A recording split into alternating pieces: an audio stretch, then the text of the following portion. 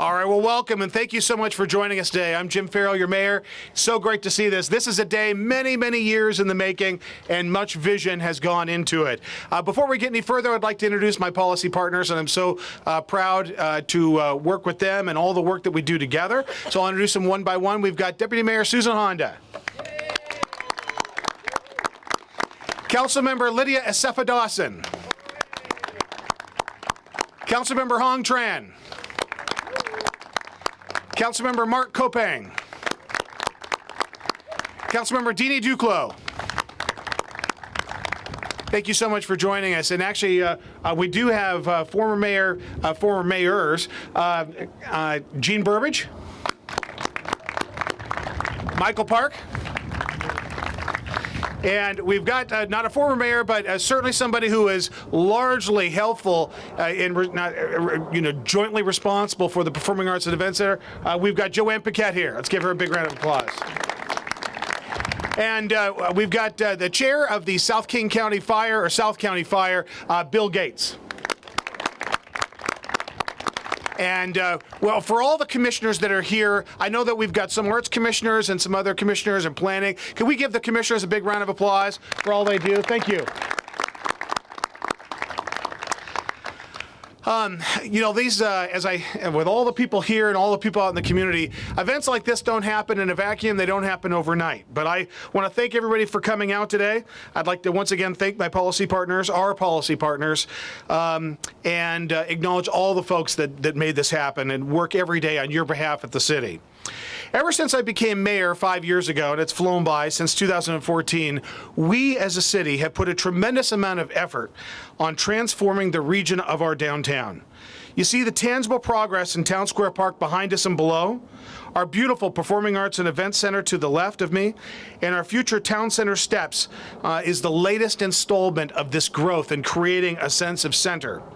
Like I talked about in my State of the City just a few short weeks ago, these are capital investments. The park, the PAC, the steps. These are investments in our community and will be part of our landscape forever, literally decades to come. As you might know, the name iteration for this project has changed slightly since we started talking about it. And we finally settled on the Town Center Steps.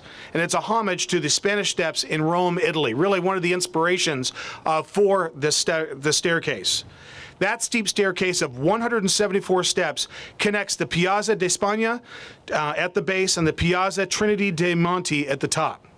You might have seen it in Hollywood movies such as Roman Holiday, starring Audrey Hepburn and Gregory Peck, if you like to watch those old movies, or The Talented Mr. Ripley, starring Matt Damon. The Spanish Steps were built in 1723, almost, over nearly 300 years ago. They quickly became a popular place for artists, painters, poets, and they were attracted to the place, which inspired them to return.